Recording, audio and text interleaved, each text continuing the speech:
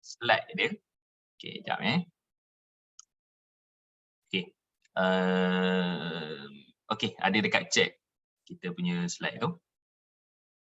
Okey, jadi bila kita sebut tentang hak dan juga kepemilikan dalam Islam, dia merupakan salah satu antara topik yang penting lah, sebab dia nak tengok sebenarnya boleh tiru ke tak harta ataupun buat contohnya design kan, ataupun kopi orang punya, katalah contoh jual satu produk, kita buat produk sama macam dia, tukar nama je contohnya kan.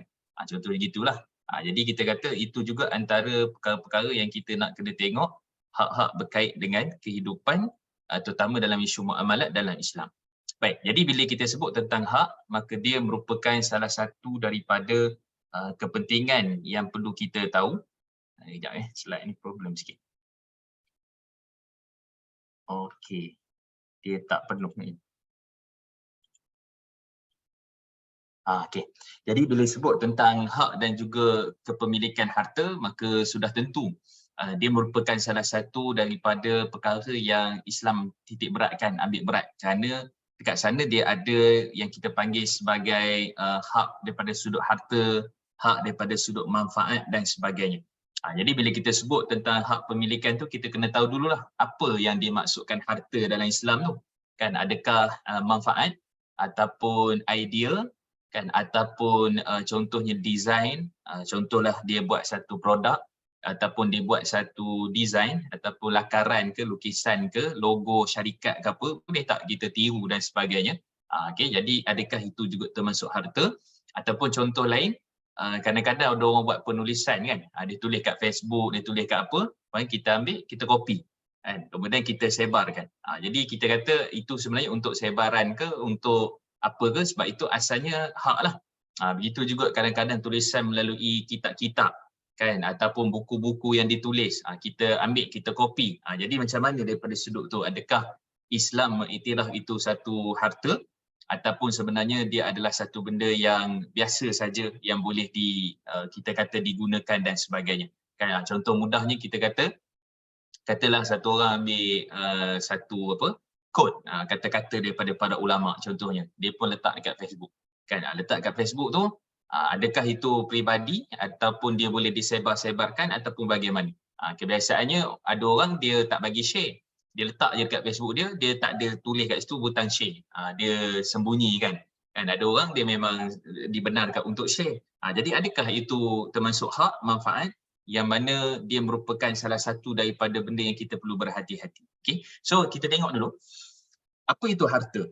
Harta ialah setiap barang yang benar-benar dimiliki dan dikawal oleh seseorang, sama ada barang itu ain ataupun manfaat. Okay? Jadi memang pemilikan asal. Kalau contohnya kita kata hibah ataupun kita kata wasiat, sebelum ni kita dah bincang kan. Jadi kadang-kadang tu benda tu belum lagi berlaku, tapi kita kata nanti saya wasiatkan, nanti saya bagi hibah, nanti tu belum lagi, sebab dia bukan lagi pemilikan, sebab belum ada penyerahan, belum ada dia punya hitam putih dan sebagainya. Dan begitu juga bila kita sebut tentang harta, maka di sana ada barang, iaitulah dipanggil sebagai ain ataupun manfaat. Okay, ain ataupun manfaat. Ain ni apa? Contohnya kita kata telefon. Telefon ini apa kegunaannya? Kegunaannya untuk macam-macam lah, WhatsApp, telefon dan sebagainya. Maka kat situ kita memegang pemilikan handphone tu dan memegang manfaat handphone tu. Kan? Contoh lain lah, kita beli air mineral contohnya. Kan? So air mineral tu, air tu kita punya dan manfaatnya kita boleh minum. Kan? Jadi itu yang dipanggil sebagai ain. Pemilik barang ataupun barang tu, dia tu sendiri tu ada dekat kita, zat dia tu, benda tu sendiri, dan manfaatnya pun kita boleh manfaatkan. Sebab tu kalau dalam bab jual beli, dia tak boleh jual beli benda-benda yang tak ada manfaat. Kan, contohnya kita beli motor tapi motor tu tak elok. Jadi tak boleh jual pada asalnya kerana dia ada ain dia tapi tak ada manfaat. Kan, sebab apa kita tak boleh guna? Sebab dia rosak dan sebagainya. Sebab tu dalam Islam hak dia boleh ada ganti rugi. Kejap lagi kita detailkan. Kita beli barang satu ke apa ke, kan patutnya hak kita dapat barang tu, blender contohnya. Kan, dapat barang dan kita boleh guna. Tiba-tiba kita tak boleh guna, tak dapat dimanfaatkan. Maka yang itu tak bolehlah jual beli, kena tukarlah. kan, ataupun ganti rugi dan sebagainya. Okey. So barang pertama ada ain. Yang kedua manfaat. Okey. Ada jenis barang ni dibenarkan daripada sudut syarak walaupun tak memiliki secara khusus dia punya zat pemilikan sesuatu barang tu, tetapi manfaatnya kita dapat. Okey, manfaatnya kita dapat. Contohnya kita sewa. Sewa rumah kan. Rumah tu kita tak bolehlah renovation. Kita tak bolehlah ikut suka kita nak buat apa. Rumah tu kekal keadaannya macam tu. Melainkan kalau kita minta izin daripada pemilik asal, katalah contoh kita nak tambah awning ke kat belakang dia, kat depan dia kan. Kita nak tambah sikit kat ruang tamu dia ke apa ke, dia kata boleh, tak ada masalah, saya nak tukar cat baru ke contohnya. Jadi kalau macam tu, kalau diizinkan boleh. Tapi secara dasarnya tak boleh sebab fizikal bangunan tu sendiri adalah milik yang memberikan sewa, orang yang menyewakan. Kita hanya boleh duduk, manfaat tidur apa semua tu saja boleh. Kan, renovation, tukar sana sini semua tak boleh melainkan dengan izin daripada penyewa yang memberikan sewa lah. Jadi di situ daripada sudut Islam, bila kita berjual beli sesuatu hak yang kita ada, hak yang kita nak miliki, mesti ada benda tu dan mesti ada manfaatnya. Maksudnya dia bukan rosak lah. Kan macam kita sebut tadi, kalau beli peti ais lah. Jadi boleh guna letak barang apa semua, tu manfaat dia. Okay. Yang kedua, dia tak boleh kalau beli benda tu tapi tak ada manfaat. Kan? Beli tak ada manfaat. Maksudnya dia rosak lah. Dia rosak, dia tak elok dan sebagainya, dia tak function. So maksudnya ialah tak boleh. Walaupun hanya dapat benda tu tapi tak boleh dimanfaatkan. Tu yang kedua. Okay, saya ulang balik lah. Okay, yang pertama, ada manfaat dan ada benda tu sendiri. Telefon, zat dia, fizikal dia, telefon. Apa manfaat dia? Dia tak rosak apa semua. Maka boleh guna untuk telefon, WhatsApp dan sebagainya. Itu kategori yang pertama. Kategori yang kedua ialah dia ada zat saja tapi manfaat tak ada. Rosak. Telefon ada tapi rosak. Yang tu Islam tak benarkan untuk jual beli. Kalau berjual beli dan ada dia punya kerosakan ke tak apa ke, maka dia mesti ada ganti rugi. Okey, ganti rugi. Okey. Yang ketiga, dia punya zat tu kita tak boleh guna. Ada tapi tak boleh guna. Yang boleh guna hanya manfaat saja. Yang ni harus juga hukumnya, iaitulah sewaan. Sewa kereta, kita tak boleh bawa kereta nak tukar seketing dia kan. Kita nak tukar cat lah apa semua tak boleh. Tapi kita sewa tu nak pergi Kedah pergi mana boleh, kita hanya memanfaatkan saja. Tak boleh tukar sport rain. Rasa nak tukarlah sport rain ni. Awak kereta siapa? Saya sewa seminggu tapi rasa nak tukar tak boleh. Kan sebab dia hanya manfaat saja yang kita boleh gunakan. So itu 3 kategori jenis hak-hak yang kita perlu tahu, kepemilikan harta, apa yang kita akan dapat bila berlaku jual beli, sewaan dan yang selainnya. Okey, kemudian dari sudut istilah, di sisi mazhab Hanafi ataupun mazhab Imam Abu Hanifah, ada soalan bagus nanti banyakkan lagi soalan. Yang sebelum ni pun kalau ada kemusykilan pun boleh tanya, tak ada masalah. Okey. So daripada sudut istilah, mengikut mazhab Hanafi, barang yang boleh dikawal dan kebiasaannya diambil faedah daripadanya. Faedah tu maksudnya manfaat jugalah. Okey. Adapun majoriti para ulama selain mazhab Hanafi, setiap barang yang ada nilai yang jika dirosakkan maka mestilah membayar ganti rugi. Jadi kita kata setiap barang yang ada nilai, telefon tu jatuh. Sebab tu kalau kita pergi kedai, biasanya kedai-kedai yang jual-jual kaca kan, barang-barang kaca. Jadi dia kata consider sold. Maksudnya kalau kita pegang tu, kita balik tiba-tiba jatuh. Kan? Jadi maksudnya itu kerosakan tu sepatutnya dhaman, ganti rugi tu kita lah. Sebab kita yang merosakkannya. Kan? Sebab tu kalau kita tengok kadang ada orang anak-anak tu kan, dia tengah makan ke apa, tiba-tiba kita masuk dekat butik yang mahal ke apa, tiba-tiba bekas makanan dia, katalah sos ke kicap ke apa yang dia makan tu contohnya, ataupun air ke apa tertumpah. Kan. Jadi waktu tu siapa? Tanggungan ni ayah dia lah. Itu contohnya. Kan, ataupun contoh masuk kedai-kedai perabot, kedai-kedai yang jual televisyen ke apa, kan anak tu mungkin tersilap ke apa, jatuh, pecah TV tu apa. Maka pada waktu itu Islam bincangkan perkara-perkara seperti itu dan menjadikan bahawa barang ataupun apa yang rosak tu, yang ada nilai tu, maka kita mestilah membayar ganti rugi. Kan. Tapi kalau barang tu yang tidak bermanfaat ataupun tak ada faedah, tu mazhab Syafi'i dia agak ketat sikit, bukan agak ketat, memang ketat sungguh dalam isu-isu menjual instrumen barang-barang berkait dengan muzik. Berkait dengan muzik, contohnya biola ke, gitar ke, drum ke, bass ke, basics ke kan, ataupun apa-apalah jenis-jenis barang-barang instrumen permainan yang pergi kepada muzik. Kan sebab tu saya tak galakkan lah kalau tuan-tuan ataupun anak perempuan bolehlah kalau sekadar nak suka-suka tu, tapi belajar minat bidang muzik sampai nak jadi sesonik ke, nak jadi band pengiring ke, nak jadi artis ke, tak payahlah kan. Sebab kita kata area dia tu sangat bahaya. Kerana kebanyakan majoriti para ulama, bukan majoriti, hampir semua Hanafi, Maliki, Syafi'i, Hambali menyatakan bahawa alat-alat muzik apa semua ini adalah perkara yang tidak dibenarkan. Banyaklah hujah mereka melalaikan, kemudian lahwan, wa may yashtari lahwal hadis, siapa yang mana membeli benda-benda yang lara, alat muzik lah tu kan, beban muzik dan sebagainya, maka itu semua benda-benda yang kalau boleh untuk kita elakkan. Biar jadi engineering, accounting, benda-benda yang seperti itu kan.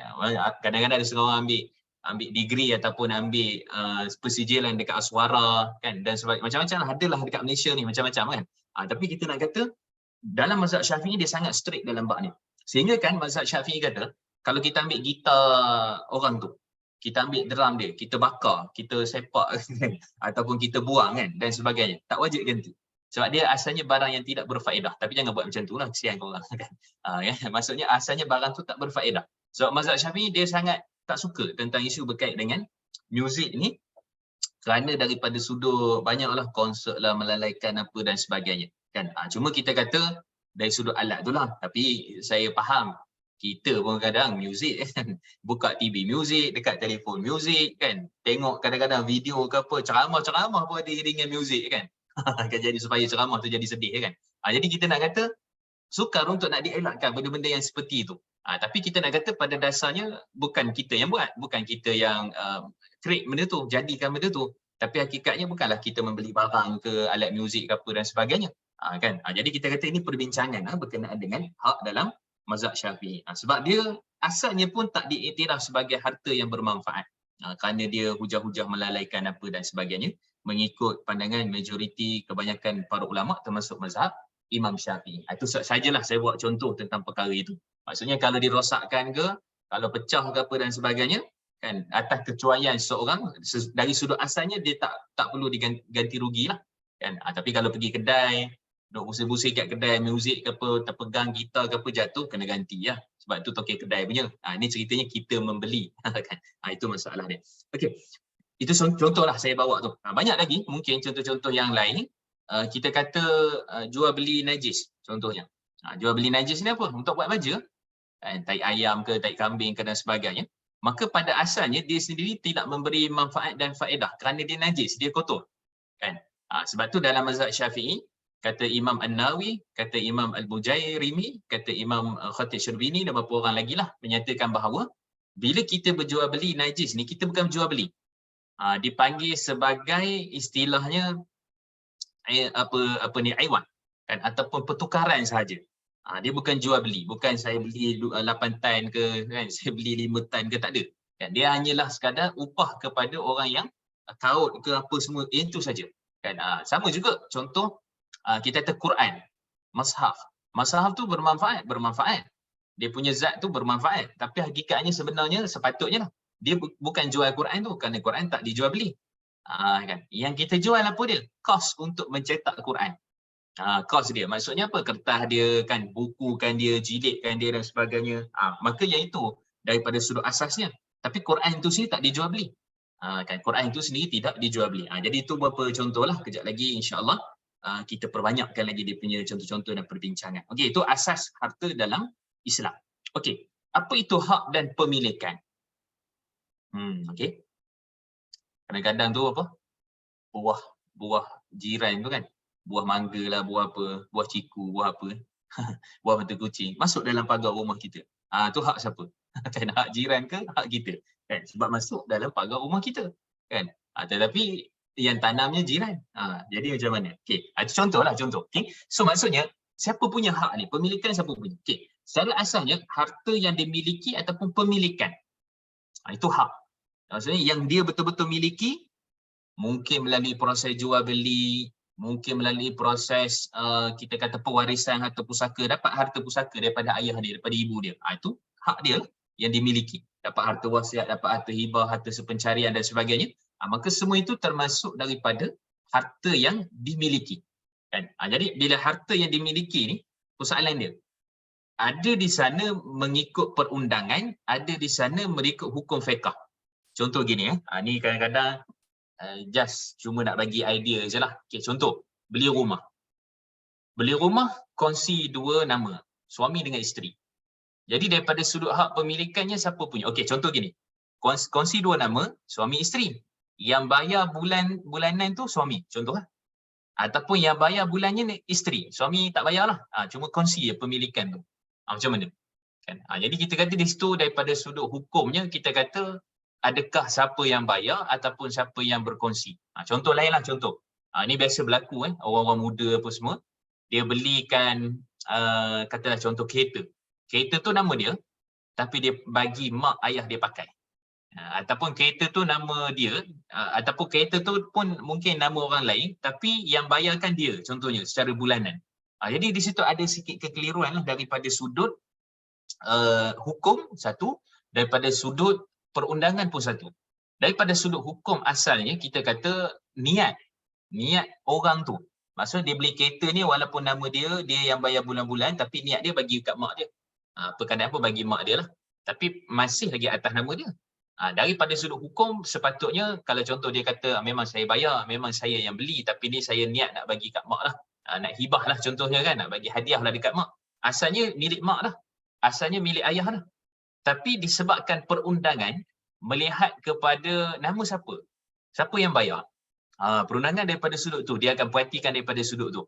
Sebab tu kes-kes ni banyak berlaku kes-kes tuntutan harta dekat mahkamah apa semua ni, dia akan melihat siapa yang bayar, nama siapa kan. Kalau contoh aksiden ke apa kan, kalau aksiden ni siapa yang salah, kan kena keluar report polis apa benda semua, siapa yang salah, siapa yang sepatutnya dipersalahkan, siapa yang tak salah kan. Itu kalau berlaku dua pihak lah, berlanggar ke aksiden apa dan sebagainya. Jadi semua itu tuntutan hak berkait dengan hak di dalam Islam yang perlu diketahui. Okey. Jadi secara ringkasnya, bidang kuasa atau jurisdiksi kan, yang dengannya diakui oleh syarak. Jurisdiksi ni maksud pemilikan lah, ataupun kita kata sebagai hak yang dengannya diakui oleh syarak sebagai mempunyai suatu kekuasaan atau tanggungjawab taklif. Ni kata Syekh Dr. Mustafa Az-Zarqa. Mustafa Az-Zarqa ni satu ulama hebat. Orang mengaji fiqh kalau tak jumpa nama Syekh Mustafa Az-Zarqa ni pelik lah. Kan?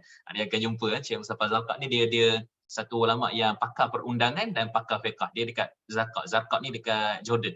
Kan? Dia famous dekat Syria lah. Dan satu dunia pun kenal lah Syekh Mustafa Az-Zarqa kalau dalam bidang fiqh. Kan? Okey. Jadi beliau menyatakan maksudnya sebagai mempunyai sesuatu kekuasaan dan tanggungjawab. Kekuasaan dan tanggungjawab ni kira macam mana? Maksudnya kekuasaan kita pada harta tu. Kita boleh jual, kita boleh beli, boleh sedekah, kita ikut suka hati kita. Tak ada masalah. Sebab dia di atas kekuasaan kita. Kerana pemiliknya, haknya adalah kita. Ataupun tanggungjawab. Tanggungjawab ni maksudnya apa? Maksudnya orang tak boleh ambil, orang tak boleh curi. Kan? Orang tak boleh suka-suka hati ambil harta kita. Kan? Contohnya, atau kalau orang tu berhutang. Kan? Contohnya dia berhutang. Berhutang dia tak bayar. Bila tak bayar tu siapa yang berhak? Dan asalnya masih lagi atas nama bank lah. Jadi bank berhak lah untuk outsource kepada pihak-pihak luar untuk tarik kereta tu. Kan, untuk tarik kereta tu kerana dia tak bayar 3 bulan lah ataupun 4 bulan. Kan, jadi itu tanggungjawab kita ialah membayar. Bila kita tak bertanggungjawab maksudnya di situ bukanlah harta kita dan kita kena pulangkan balik kepada pemiliknya kerana masih dalam proses pembayaran. Kan. Lepas tu jadi pula apa? Hari ni berhati-hatilah, banyak orang jual kereta sambung bayar lah. Kan? Lepas tu dia kata kalau motor-motor tu kadang-kadang ada yang dia kata motorbike Singapore kan. Ni Singapore punya ni kan motor. Rupanya memang tak bayar hutang ataupun lari daripada bank. Kadang-kadang tu jujur juga. Ni motor ni saya jual tapi motor ni saya lari daripada bank. Kan? Lari daripada ion kredit ke bayar ke apa semua. Tapi saya jual murah je lah. Pandai-pandai lah nak hidup. Dia kata macam tu kan. Tapi saya nak jual lah. Ada yang beli tu, ada yang jual, ada yang beli. Ada demand, ada supply, ada permintaan, ada penawaran. Maka kita kata asalnya tanggungjawabnya bukan kita punya lah tu. Kena pulang balik kepada pihak yang terbabit. Okey. Jadi dalilnya daripada surah Yasin, Allah kata tentang hak. Laqad haqqal qawlu ala aktsarihim fahum la yu'minun. Demi sesungguhnya telah tetap hukuman seksa atas kebanyakan mereka kerana mereka itu adalah tidak mahu beriman. Kan? Maksudnya hak.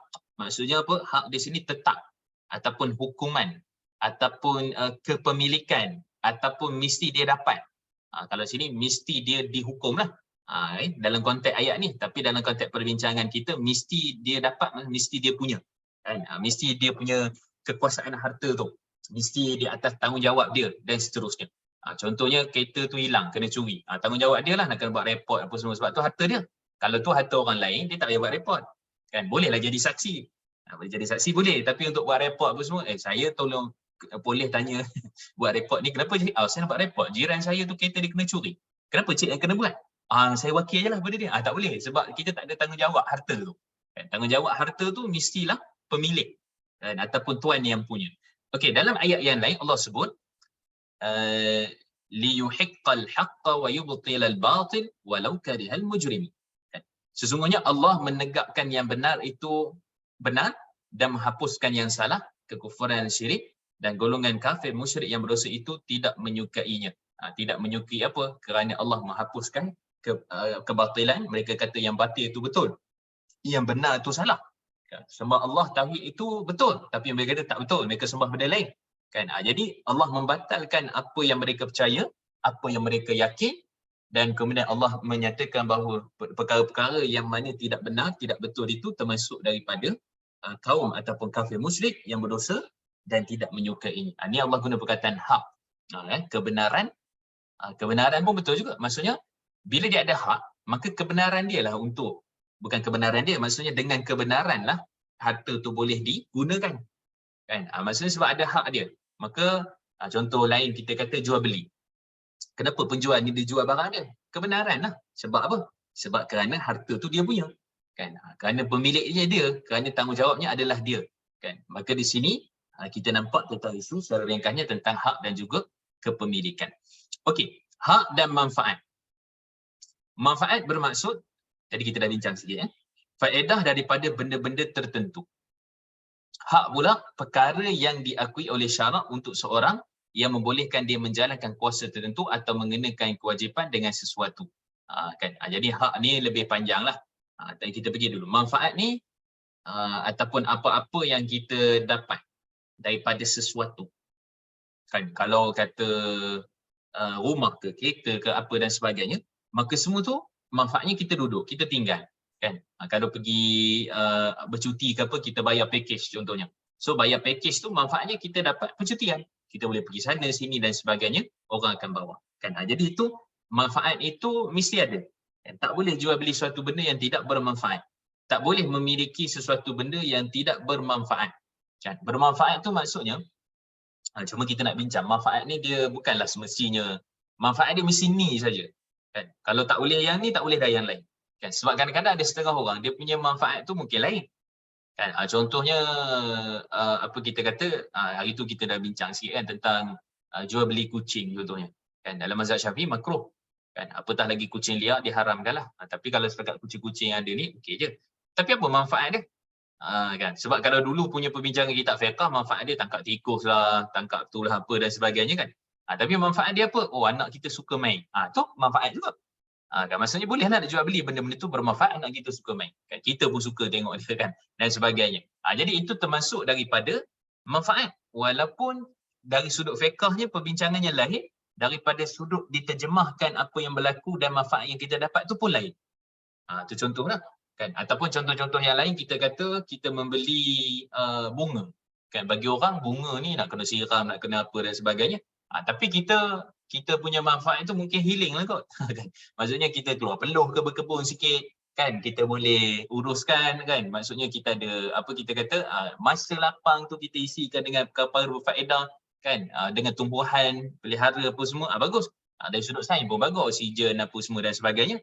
Jadi kita kata di situ ada manfaat bagi orang yang rasa benda tu ada bermanfaat bagi dia. Kan? Jadi sebenarnya maksud manfaat ni lebih luas. Tak mestinya manfaat ni mesti tu je. Kan? Boleh jadi pada orang tu lain-lain dia punya manfaat dia. Kan? Contoh kalau katalah orang beli tu PVC pipe tu kan. Ada orang beli PVC pipe, dia buat hidroponik. Kan? Dia buat hidroponik, so manfaat dia hidroponik. Ada orang mungkin buat tu memang nak tukar paip dia yang bocor. Kan ada orang pula dia macam-macam. Maksudnya manfaat ni kita yang terjemahkan, dan selagi mana benda tu ada manfaat pada diri kita, ada manfaat pada kehidupan kita, kita boleh ambil. Tak ada masalah, kita boleh gunakan. Okey, itu dia punya konsep dia. Okey. So hak pula perkara yang diaku oleh syarak, tadi kita pun sebut dah, tanggungjawab, kepemilikan, penguasaan dan sebagainya. Dan juga cuma dalam tambahan ni menjalankan kuasa tertentu atau mengenakan kewajipan dengan sesuatu. Mengenakan kewajipan ni contoh apa? Contohnya kita kata hak dalam berhutang kan. Jadi bila mana kita bagi pinjam tu wajib ke? Sunat je. Sunat je bagi, tapi pulang hutang tu wajib. Maka berkewajipanlah dia dengan sebab dia berhutang untuk memulangkannya. Kan contohnya, contoh lain, jual beli. Kita pembeli dah bayar. Kan dah bayar. Maka berkewajipanlah untuk hak yang dia ada tu, apa contohnya kita kata dia baju. Kan orang beli baju online ke apa ke, kan ataupun beli apa-apalah kan, buku ke apa ke. Jadi kewajipan bagi penjual untuk mewajibkan dia memberikan hak tu, hak buku tu, sebab dia dah dibayar. Dia telah pun dibeli. Kan? Jadi kita kata itu dia punya konsep, dan juga boleh mewajibkan sesuatu dengan sebab berlakunya pertukaran hak, jual beli, wasiat, apa dan sebagainya. Okey, pembagian hak dan pemilikan. Okay. So secara umumnya ada 3 lah. Dari sudut pemiliknya siapa, dari sudut tempatnya ataupun keadaannya lah, dari sudut sokongannya. Okay. Pembahagian hak dan kepemilikan ataupun pemilikan dari sudut pemiliknya. Kan hak Allah, hak manusia, hak mushtarak. Okey. Apakah hak Allah? Hak Allah Subhanahu Wa Taala, maka Allah mewajibkan untuk kita sembah dia. Itu pada asalnya lah, kalau ikut dari sudut tauhid, maka bila sebut wa ma khalaqtul jinna wa insa illa liya'budun, surah Adz-Dzariyat ayat 56, dan tidaklah kami jadikan jin dan manusia itu melainkan untuk menyembah Allah. Kan? Jadi bila sebut menyembah Allah Subhanahu Wa Taala, maka yang itu bermaksud hak kepada kewajipan kita untuk menyembah Allah, dan hak kita tidak mensyirikkan Allah. Kan sama juga hak pada Nabi, kita mencintai Nabi, kan kemudian kita mengikut sunnah Nabi, kita mempertahankan Nabi. Itu hak Allah, hak Nabi, hak kita dalam beragama. Okey, itu kita ringkaskan sebab dia lebih berkait dengan akidah dan sebagainya. Tapi hak manusia, okey, hak manusia. Nanti kita tengok kalau kita nak jual rumah, katalah contoh rumah kita ni townhouse kan, rumah 2 tingkat tu, tapi atas orang lain, bawah orang lain. Contohnya kan. Jadi kita nak jual rumah yang kat atas tu. Bila nak jual rumah kat atas, kita pemilik lah. Kan yang bawah tu pemilik lain, tapi kat atas tu pun pemilik orang lain. Okay. Kalau ikut dalam Islam, dia panggil hakus syufa'ah. Syufa'ah ni maksudnya ialah kita kena tanya dulu orang bawah yang lebih utama, nak beli tak rumah ni? Okay. Nak beli tak rumah ni? Oh tak apalah, saya tak beli. Lepas tu baru kita ada open untuk orang lain. Kan? Tapi biasa orang akan buat, dia tak tanya orang yang bawah. Sebab dia tak berhati orang bawah. Macam tu kan. Jadi dia buat apa? Dia jual open. Tapi hakikat sebenarnya ikut hak syufa'ah, yang tu dulu. Kan? Yang tu dulu untuk diutamakan. Itu hak manusia lah. Lagilah banyak dalam bab muamalat. Hak berjual beli. Okay? Hak mendapatkan, kalau istilahnya IP, nanti kita bincang, intellectual property.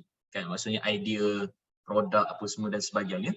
Jadi hak-hak berkait dengan manusia. Okay? Jadi masuk hak Allah, kita tak payah bincang. Memang kita tahu dah, memang itu semua peribadatan, sembahan, niat apa semua adalah kerana Allah Subhanahu Wa Taala. Adapun hak manusia ni lebih banyak. Hak ni ada macam-macam lah pula. Ada hak berkait dengan maruah, ada hak berkait dengan kehidupan, hak-hak jiran, hak-hak tetamu, kan, hak berkait dengan macam-macam. Tapi yang kita nak bincang ni hak berkait dengan urusan muamalat. Kan, jual beli, pelaburan, dividen, pembahagian untung dan rugi dan sebagainya. Termasuk semua dalam bab berkait dengan hak-hak berkait dengan manusia yang perlu dipenuhi kerana telah pun dipersetujui pada awal kontrak. Sebab tu kita dah sebut dah sebelum ni, penting kontrak. Sebab kontrak itulah hitam putihnya, bayarnya naik mahkamah ke turun mahkamah ke, kalau berlaku isu apa-apa, maka kontrak adalah lebih diutamakan. Okey, itu hak berkait dengan manusia. Yang ketiga, hak mushtarak. Mushtarak ni berkongsi. Berkongsi macam mana? Berkongsi hak itu adalah hak Allah, hak itu juga adalah hak manusia. Contoh kita kata hukum-hukum jenayah dalam Islam. Kalau hudud, tak ada nego lah. Kalau kena 80 sebatan, 80 sebatan. Kalau kena 100 sebatan, 100 sebatan. Kalau kena potong tangan, potong tangan. Kalau kena apa kita kata berzina ke apa, kena sebatan dan seterusnya. Yang itu memang semata-mata hak Allah. Tapi kalau sebut kisas ni hak Allah pun ada, hak manusia pun ada. Contoh satu orang ni telah pun langgar lari. Kan? Langgar lari dan dapat ditangkap. Langgar lari menyebabkan bahawa orang yang dilanggar tu meninggal dunia. Dan lepas tu dia lari. Kan? Jadi maksud kat situ patut dia kenapa? Kena kisah lah. Sepatutnya lah dari sudut hukum. Sebab dia memang sengaja langgar. Ataupun memang bukan memang dah nama pelanggar lari. Kalau dia tu steady, kan? Dia tu betul-betul, dia tak lari. Dia rasa dia bersalah sebab tu dia lari. Okay? Jadi maksudnya dekat situ, kalau betul-betul berlaku, maka patut dia kena kisah. Maksudnya bunuh balik tu. Kan? Sebab dia telah membunuh satu nyawa. Kan? Jadi di situ ada hak kepada ahli waris sama ada nak meneruskannya ataupun memaafkannya. Jadi di situ kita nampaklah maksudnya hak Allah kisas, patutnya kisahlah kerana itu asalnya apa yang Allah perintahkan. Tetapi hak ahli waris juga ada hak manusia kat situ untuk membenarkan ataupun untuk mengampunkan terhadap orang-orang yang bersalah. Itu contohlah tu. Okey. Contoh lain mungkin hak mustarak. Hak mustarak ialah berkait dengan hak perkongsian syarikat contohnya. Kita dah bincang sebelum ni syarikat dalam Islam dan sebagainya kan. Jadi bila sebut tentang pensyarikatan, jadi nama pun syarikat. Bila sebut tentang syarikat, maka berkongsi sesama manusia. Dalam masa yang sama, mereka berkongsi juga hak Allah. Apa dia? Keluarkan zakat. Wajib untuk keluarkan zakat kepada pendapatan-pendapatan syarikat yang halal, yang patut syariah, maka kena keluarkan zakat. Maka hak Allah pun kena tunaikan zakat, dalam yang sebut hak manusia pun kena agihkan dividen, agihkan profit, keuntungan dan sebagainya bagi mereka-mereka yang mana melakukan ataupun bersyarikat di dalam perkara-perkara yang kita sebutkan tadi. Okey. Kemudian saya tengok soalan dululah. Selang-seli. Kalau kita ada masuk kelas yang berbayar, contoh kelas KIT, lepas kita dapat ilmu tu kita boleh ke share dengan orang. Share percuma sebab rasa ilmu tu bermanfaat untuk orang yang tak ada duit untuk ke kelas macam mana. Okey. Biasanya kalau kelas yang berbayar, tu bagus kan? Bagus juga persoalan ni kan. Kita dah masuk satu kelas. Contohnya lah. Kita itu kalau kek lah. Kan. Selalu kek contoh jadi kek memang dia nak buka kedai kek ni. Okey. Contohnya main saham. Main saham ni nak masuk, nak sampai expert, pakar dalam saham ni, boleh kata belah-belah ribu, silap 10,000 boleh habis tu. Betul-betul nak expert, mungkin 5,000 ke 10,000 tu mesti. Kan dia ada yuran-yuran dia, ada coaching peribadi dia, kan ada dia punya apa mengajar sendirinya dan sebagainya kan, orang tertentu pilih tertentu. Maka dia pun dah siap tu, dah dapat jadi expert, dia pun offer. Siapa orang kat luar yang mana nak belajar free saham boleh belajar dengan saya. Contohnya. Okay. Boleh ke tak boleh? Jawapannya harus. Sebab hak kita adalah belajar dengan dia. Hak kita adalah mendapatkan ilmu dia untuk kita praktis. Jadi kita pun rasa macam bermanfaat buat kit apa semua ni. Maka kita pun ajar secara percuma dekat Facebook kan. Kadang-kadang kita bagi apa resipi kek ni, dia punya ni apa semua tu, essence vanilla dia lebih ke kurang contohlah kan. Ada sebagainya, nak letak banyak mana kan, sukatan, tepung gandum berapa, tepung ni apa dan sebagainya. Kita itu semua yang kita praktis waktu belajar. Boleh ke? Boleh, tak ada masalah. Sama konsep dia dengan kita belajar dekat universiti. So belajar kat universiti ada yuran per sem. Ambil culinary ke ambil apa kan. Lepas tu kita kata bermanfaat lah, nak share lah sikit dekat luar tu secara percuma lah kot kan. Kan saya pun ada bisnes, dah maju dah apa semua, share je lah manfaat, boleh, tak ada masalah kan. Cuma yang tak boleh tu ialah apa dia? Itu dia punya, dia panggil hak IP tadi, intellectual property. Yang tak bolehnya kita ambil brand dia, kita gunakan, kita copy, kita apa, kita jual kek yang sama, jenis yang sama, kita kata ini orang punya tapi hakikatnya kita yang buat tapi kita jual dengan harga yang murah. Kan, yang itu tak boleh. Yang itu tak boleh. Ataupun contohnya bukan share knowledge tentang kek tu. Share knowledge tentang syarikat. Contohnya kan. Apa yang ada dalam syarikat tu, apa yang berlaku, keuangan, itu kadang-kadang setengah itu berkait dengan staff tu. Kan, sebab tu staff dia kena jaga rahsia syarikat. Dia bukan boleh keluar tu. Dia punya pengalaman dalam syarikat tu tak ada masalah. Dia pengalaman dalam bidang HR, dalam bidang admin. dia pun keluar, dia pun menggunakan kepakaran tu, tak ada masalah. Tapi yang masalahnya ialah dia ambil dokumen, dia copy kan, lepas tu dia sistem apa dia copy apa, yang tu problem lah, yang tu dah langgar hak manusia, hak syarikat, hak intellectual property tadi kita sebut tadi. Jadi dia akan pergi suit. Jadi kalau sekadar itu je tidak jadi masalah berkait dengan kita memberikan ilmu kepada orang lain secara percuma tentang perkara itu. Okey. Soalan di FB. Kalau dia bukan sengaja langgar tapi lepas dia langgar dia lari sebab takut, apa hukumnya? Di sini kita kata betul dia pertama itulah sebabnya kadang-kadang road tag tak ada, lesen tak ada kan. Macam-macam lagi ataupun fobia ke apa, dia pun lari. Di situ kita kata pertama asalnya tidak ada pertanggungjawapan lah. Pertanggungjawapan tu tak ada. Cuma lepas dia langgar lari sebab kerana takut kan. Tapi kalau kita tengok bukan sengaja langgar, lari sebab kerana takut. Tapi daripada sudut perundangannya itulah, dari sudut apa kita kata perundangan, dari sudut nak claim ke apa dan sebagainya pun, insurans ataupun takaful lah kita kata, maka di situ dia ada perbincangan detail tentang isu ni kan. Cuma kalau langgar lari ni biasa orang kata dia ni walaupun takut tapi kenapa dia langgar tu dan kemudian dia lari, di situ masalah dia kan. Maka orang akan expect lah dia ni tak ada road tag lah, apalah dia yang salah. Jadi sebab tu hari ni berhati-hatilah, memang tak boleh ke mana. Sebab apa? CCTV ada kan, kita punya video apa dan sebagainya ada dan seterusnya kan. Kepada kereta, pada apa semua tu memang kadang-kadang tak dapat lari juga kan. Lepas 2-3 hari mesti jumpa, jarang tak jumpa kalau kes langgar lari apa semua ni. Jadi kita kata secara asasnya dia akan menyulitkan lagi keadaan kan. Walaupun saya lari tu sebab saya takut, dia akan jadi macam seperti itu.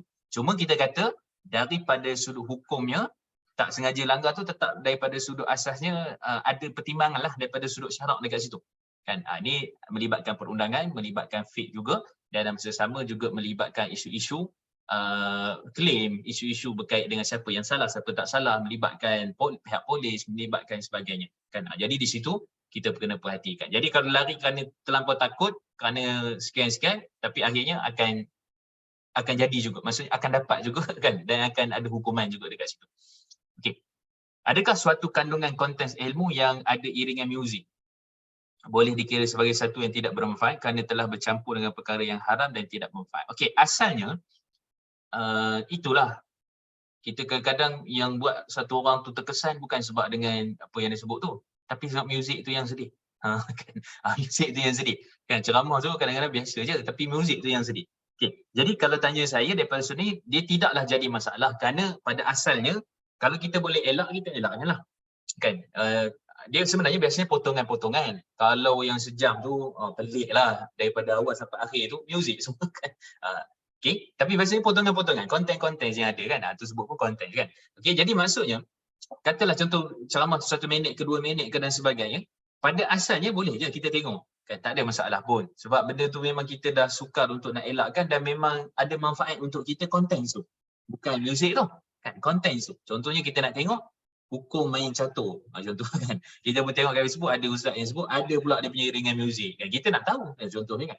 Kita kenal lah ustaz tu apa dan sebagainya. Jadi kita kata pada waktu itu harus hukumnya untuk kita tengok. Cumanya orang yang buat tu, kenapa perlu ada iringan muzik kan? Bagi nak seronok sikit, bagi nak apa dan sebagainya. Maka di situ adakah dikatakan haram tidak manfaat? Bagi saya bermanfaat. Cuma tak cantik kerana telah pun ada iringan dan boleh tengok, boleh ambil manfaat. Cuma iringan muzik tu yang sedikit bermasalah. Okey. Jika penganjur kelas berbayar tak izinkan berkongsi ilmu, skill dan sebagainya daripada kelas beliau, walaupun tiada IP right yang jelas di pihaknya, adakah tetap salah jika kita berkongsi secara percuma? Kalau macam ni, dia ada satu benda yang kita terikat. Satu benda yang kita terikat. Maksudnya memang bila kita masuk kelas tu, kita pun dah seolah-olah macam kita ikat akad, maksudnya kontrak. Maksud bila kita masuk kelas tu, kita bersetujulah dengan syarat-syarat yang telah pun ditetapkan. Kita bersetuju. Maka bila mana dia sebut tentang kelas tak berbayar sebab ilmu ni pun kita nak sampai tahap kek ni, boleh pejam mata je boleh buat macam tu, itu memerlukan pengalaman yang lama. Contohnya kan, dia pengalaman dia punya apa semua dan macam-macam lagi. Kan? Jadi dia pun syaratkan tak boleh untuk share ataupun berkongsi ke apa. Kalau nak suruh masuk kelas dia contohnya, berbayar juga lah contohnya kan. Maka kalau macam tu dia ada right bagi dia dan right itu adalah hak milik dia. Kan, yang mana kita tak boleh untuk kongsi secara percuma dan sebagainya. Kan, itu dia punya asasnya. Tapi kalau setakat ni ilmu-ilmu agama tak ada masalah, sebab universiti pun tak ada kata siapa keluar ni tak boleh kongsi, tak boleh. Bahkan universiti galakkan lagi kan. Habis universiti ke grad ke apa, berkongsi lah kan. Pergilah cari kerja apa semua. Tapi yang kelas berbayar ni macam personal kadang-kadang kan, buat kek, main saham contohnya kan, ataupun masuk kelas-kelas marketing. Macam mana? 10 cara marketing paling laju. Contohnya ataupun apa, FB ad dan sebagainya. Adalah taktik cara dia apa semua kan. Tulisan dengan apa, itu jangan share kat luar, sebab tu memang right syarikat, itulah bisnes dia. Kan? Contohnya kita kata rahsia apa kita kata, rahsia berjumpa pelanggan. Contoh kan, rahsia close sale. Macam mana nak buat sale? Jadi yang tu memang dia punya. Maka bila ada hak macam tu, maka kita tak berhaklah untuk nak menyebarkan secara percuma dan sebagainya dekat luar sana, walaupun kita rasa bermanfaat, tetapi daripada sudut asasnya mungkin kita tak copy sebiji lah kalau kita nak pun. Kan contoh dia kata begini, kita pun ringkas ataupun kita pun bagi hint-hint macam tu dan sebagainya supaya orang lain mungkin ada manfaat juga. Kan? Jadi di situ kita kata dia punya perbincangan dan apa semua memang seperti itu. Kan? Betul? Mahal. Kelas-kelas berbayar, kalau kelas saham tu kelas pertama je 999. Masuk kelas yang kedua nak coaching peribadi 5,999. 599 dah 6,000. Dan masuk pula nak advance mungkin 999. Jadi lepas tu kita pun nak share dekat luar. Sebenarnya kita sendiri pun rasa macam, "Oi, aku ataupun saya bayar ni dekat 12,000. Takkanlah nak share macam tu je." Kan ada orang jenis macam tu. Tapi ada orang yang jenis memang tak apalah, ini ilmu yang bermanfaat. Tapi saya kata share tu jangan selalu straight to the point. Tapi lebih baik kalau tak share lah, kerana hak syarikat, hak manfaat, hak orang yang mengendalikan program itu tak bagi share, tak bagi apa-apa right ataupun kebenaran untuk kita buat dekat luar. Itu dia punya konsep dia. Okey, habis. Kita pergi dari sudut tempatnya. Kalau ada soalan boleh check lagi. Berkait ke tak berkait pun tak apa, tak ada masalah. Dari sudut tempatnya. Hak harta dan bukan harta. Okay. So tempat dia hak harta dan bukan harta ni bermaksud ada jenis dia itu orang anggap dia tak harta, tapi hakikatnya harta. Macam tadi itulah, macam yang kek tu kan, ilmu tu harta intelek. Macam mana nak buat kek yang paling terbaik, yang paling ni apa semua kan, itu harta intelek. Sebab dia dah belajar, dia pun dah teori kan, dia pun berdasarkan pengalaman dia, tu yang mahal tu pengalaman kan, macam mana nak buat apa semua tu dan sebagainya. Jadi dia pun menggunakan kesempatan tu untuk menjual dia punya ilmu dia, produk dia. Kan? Jadi kita kata itu asalnya orang tak anggap harta, tapi sebenarnya itulah hak harta. Okay? Itulah hak harta yang dipanggil sebagai IP tadi. Kan?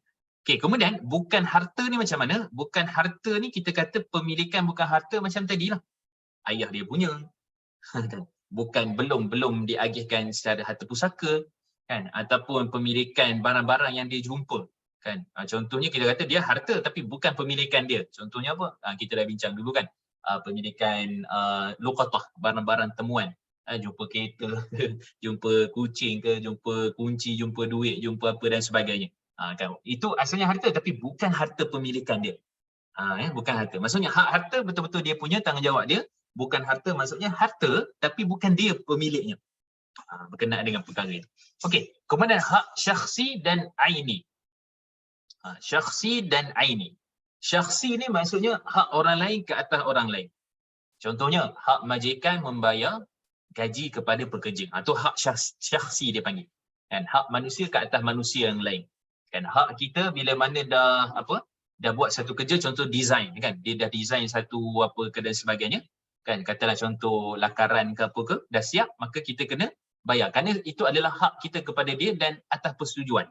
Kan, atas persetujuan. Itu dipanggil hak syakhsi. Okey. Adapun hak aini ialah hak kepada barang tu sendiri. Kan? Tadi hak kita membayar kepada orang tu. Yang ni hak kepada barang tu sendiri yang mana kita tak boleh untuk ambil sesuka hati. Walaupun orang berhutang dengan kita. Contohlah, selang 3 biji rumah kita berhutang dengan kita. 500. Kita pun tengok, kayu basikal. Kita pun sahaja buat tanya. Harga basikal apa? Saya beli lama dah ni 500. Kan? Hutang awak nantilah saya bayar. Contohnya kan, kita pun geram, kita pergi balik kat rumah dia, tengok clear, kita ambil basikal dia.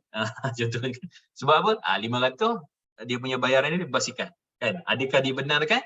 Kalau ikut perbincangan para ulama fiqh, Al-Qurtubi sebut, Imam Qurtubi dan sebahagiannya menyatakan hukum sepatutnya harus. Sebabnya dia tak bayar hutang. Kita tahu dia ada duit, lepas tu dah bertahun dia tak bayar, maka kita pun pergi tengok, oh ada basikal, kita tahu nilai dia 500, ambil je lah, jual basikal. Contohnya kan. Secara asalnya boleh, harus. Tetapi sudut perundangan tak membenarkan. Sebab tu kadang-kadang ada sudut fiqh tu harus, macam kita sebut kan, hak berkenaan dengan barang yang kita jumpa dekat tanah kita, kat kebun kita, belakang rumah kita kan, dia ada berapa jengkal. Dia panggil Akta Harta Warisan 2005 kan. Jadi Akta Harta Warisan itu yang dijumpai itu berapa jengkal dalam tu, kalau ikut jengkal di berapa meter apa semua dan cukup syaratnya, itu hak milik kerajaan. Dari sudut fiqh kita punya, itu dipanggil sebagai rikas. Barang temuan yang telah pun diproses, maksudnya emas ke apa, yang bukan yang masih belum proses tu, iaitu dipanggil ma'adin kan, barang-barang galian. Yang ni dipanggil rikas. Jadi rikas tu barang kemas ke, duit silin lama ke apa dan sebagainya, jumpa kan, tengok-tengok bernilai 10,000 contohnya. Ikut fiqh kita punya lah, dan keluar zakat 1/5. 1/5 zakat dia, 1/5 maksud 20% kan. Kalau dapat 10,000 masa ke 2,000 zakat dia. Lebih tu kita punya. Tapi kalau ikut kerajaan tak boleh. Perundangan Akta Warisan 2005 tu. Begitulah kita kata, kadang-kadang hak pemilikan pada air ni, pada barang tu sendiri, nampak macam kita punya, tapi hakikatnya perundangan tidak membenarkan untuk kita ambil hak orang tu. Kan, sebab ialah nanti cari gaduh pula apa, hak hutang-hutang lah. Nak naik mahkamah ni boleh juga, isu-isu hutang ni. Tapi tak berbaik lah kalau hutang RM50 naik mahkamah kan. Kalau hutang tu RM500,000, RM1,000, puas hati kan. Jadi kita nak kata, itu dia punya konsep. So, syakhsi, hak orang lain kepada orang lain, bayar gaji ke, bayar upah apa dan sebagainya. Hak ini pada barang tu sendiri. Tak boleh ambil hak orang. Tak boleh suka-suka hati apa kita kata, klaim kita punya dan sebagainya, sedangkan bukan kita punya. Kan? Contoh lain apa? Ada juga hak musyarak ni, contohnya juga, kita bisik, hak musyarak ni macam sungai. Sungai tu tak boleh kata, ni sebab dalam tanah saya dah buat pagar apa semua tu, ni daripada sini ke sini saya punya. Kan? Padahal sungai ni, Nabi SAW suruh alirkan, semua orang dapat manfaat sungai tu. Tak boleh dia kepung sungai tu, tak masuk ke tanah sebelah. Ya kenapa? Ikut suka hati saya lah, tanah saya kepung lah. Buat kolam ke buat apa ke, tak boleh. Kan itu adalah asalnya hak berkait dengan semua orang. Nabi kata manusia berkongsi pada air. Kan? Manusia berkongsi pada api. Kan? Jadi api pun sama juga. Bukanlah api tu lighter. Ada lighter? Tak ada. Kan berkongsi dah, bukan itu maksud dia. Berkongsi ni maksudnya benda-benda yang berkait pada zaman-zaman dulu lah. Tapi kalau yang jelasnya, nyatanya dalam tu ialah sungai itu sendiri, pengairan itu sendiri berkongsi. Tak boleh nak sekat lah. Okay, tak boleh nak sekat. Melainkan kolam tu memang kolam kita, itu tak boleh lah. Itu memang kita buat kolam kita. Yang ni cerita sungai yang memang dah sedia ada. Tak boleh kita sekat ke apa semua, tak bagi orang sebelah, tak bagi kebun sebelah dan sebagainya. Okey. Kemudian hak mujarrad dan bukan mujarrad. Okay. Apakah hak mujarrad dan juga bukan mujarrad ni? Hak mujarrad ini ialah hak yang boleh terbatal dengan salah satu pihak saja menyebut tentang satu perkara tanpa persetujuan pihak lain. Kan? Bukan mujarrad pula kerana semua bersetuju. Contohnya ginilah. Katalah hak berkait dengan jual beli. Kan? Jual beli. Jadi bila sebut jual beli, hak dia ialah bila kita nak batalkan jual beli tu. Kan? Contohlah kita dah tengok balik, alamak, contoh biasanya berlaku bila sewa hotel. Contohnya kan, sewa hotel, ada hotel yang lebih murah, kita dah book dah hotel tu. Contohnya kan. Maka pada waktu tu kalau ikut sistem, ada jenis ni yang kena bayar dulu. Ada jenis ni book saja. Kita booking saja. Kalau tak jadi booking tu dalam masa tempoh 24 jam, kita kena cancelkan booking tu. Yalah, betul juga tu, sebab dia pun nak cari orang-orang yang lain nak sewa hotel apa semua tu kan, nak tidur hotel apa semua kan. Jadi kita kata kita boleh batalkan hanya salah satu daripada sebelah pihak. Okay. Salah satu daripada sebelah pihak, yang tu hak mujarrad kan. Dia tak mengikat mesti bersetuju dua-dua, tak, dia boleh batalkan terus kan. Contoh yang lain, kita kata hak berhutang pun sama kan. Hak berhutang, katalah contoh kita nak early settlement, kita nak bayar habis awal. Katalah contoh ada 5,000 lagi ke, malas lah nak bayar bulan-bulan kan, bulan-bulan 500, lama lagi tu bayar teruslah. Dapat pula diskaun, rebate kan. Jadi kita pun tak payah bincang pihak bank lah. Telefon bank, boleh tak saya nak buat ni? Awak izinkan tak? Tak payah. Kita pergi je bank, kata nak buat early settlement kan. Kita nak selesaikan awal. Tak ada nak bincang-bincang apa pihak bank. Pihak bank mesti setuju punya. Cuma mungkinlah ada dia punya rebate ke ataupun ada dia punya bayaran ke apa ke, itu cerita lain lah. Cuma kita kata cara asalnya satu pihak dah cukup. Okey, kalau bukan mujarad, dia kena semua pihak. Contoh, seorang ni dia buat pelaburan. Dia ada 5 orang rakan business partner dia. Bila dia kata saya nak tarik diri lah daripada pelaburan, dia kena bincang semua. Dia kena bincang, dia kena jumpa apa semua, kena bincang. Dia tak boleh senyap, diam je macam tu kan. Macam bank tadi tak payah bincang, terus je kata nak buat pembayaran penyelesaian awal. Kan? Ataupun contoh tadi hak yang kita sebutkan tadi. Tapi kalau hak melibatkan apa kita kata pembatalan yang melibatkan akad. Di sini yang dipanggil sebagai akad ni dipanggil akad mulzim, ghairi mulzim. Itu istilah lagi. Mulzim ni nak batalkan itu mesti persetujuan daripada semua pihak. Okey, mesti persetujuan daripada semua pihak. Maksudnya nak batalkan apa? Katalah contoh kita nak buat akad pelaburan, kita nak buat akad apa kita kata? Kalau hibah tu mujarad. Maksudnya saya nak hibahkan kat orang tu sendiri pun tak tahu. Tiba-tiba saya nak batalkan hibah dekat dia, nak buat kat orang lain. Boleh, tak ada masalah. Dia tak perlu kata, saya nak minta persetujuan awak dulu. Saya nak batalkan hibah ni. Tak payah, sebab tu asalnya awak punya sendiri. Kan? Itu dia punya konsep. Itu panggil hak mujarrad. Adapun hak berkait dengan bukan mujarrad, memang kena bincang. Hak berkait dengan pembatalan, contohnya, bukanlah berbincang tu setuju tak setuju. Kita memang nak batal lah. Kan nak batal kan? Perbincangan itu ialah bermaksud inform. Bagi tahu. Kan, yang kita nak keluar daripada syarikat ni, yang kita nak contoh apa, bekerja lah. Pekerja tu had dipanggil akad mulzim. Tak boleh suka-suka hati, patut dalam offer letter notice 2 bulan. Kita hantar surat 24 jam. Memang kita kena bayar lah. Sebab dalam kontrak apa semua tu memang kata siapa yang kurang daripada ni memang kena bayar. Memang kena bayar, itu hak, memang hak syarikat. Daripada sudut HR-nya pun betul, dari sudut perundangannya pun betul. Sebab kontrak tu pun lawyer akan check. Lawyer akan check kontrak tu.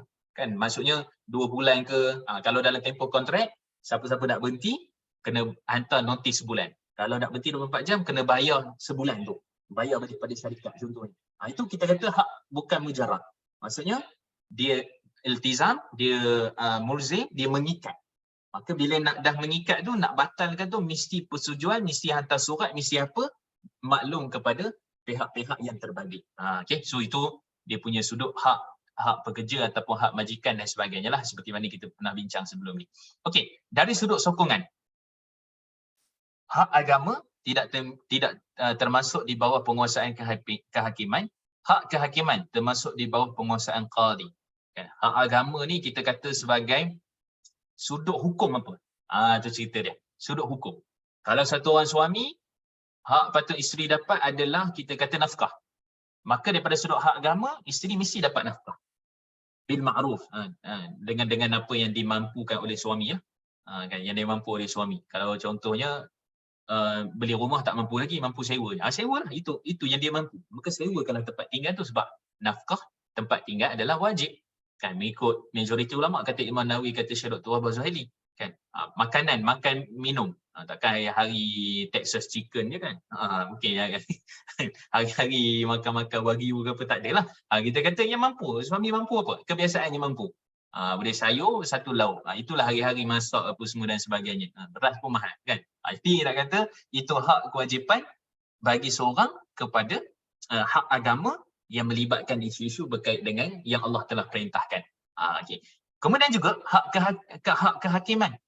Hak kehakiman ni bila mana dah diputuskan oleh hakim.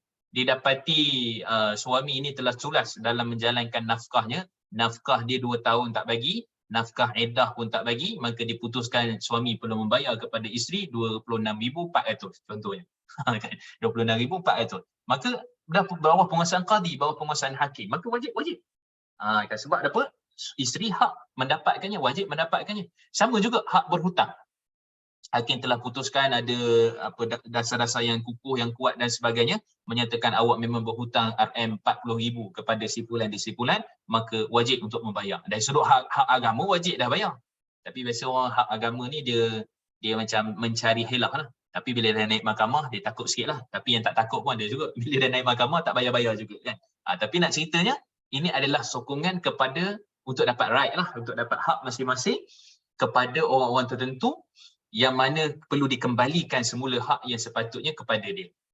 Kan itu contohnya. Ataupun contoh lagi isu-isu berkait dengan saman contohnya.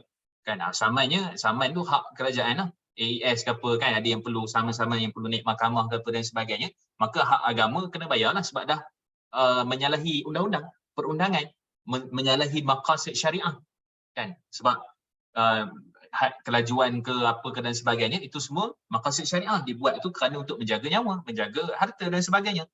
Kemudian bila terbukti bersalah, kena saman ke apa semua, maka hak pula penghakiman.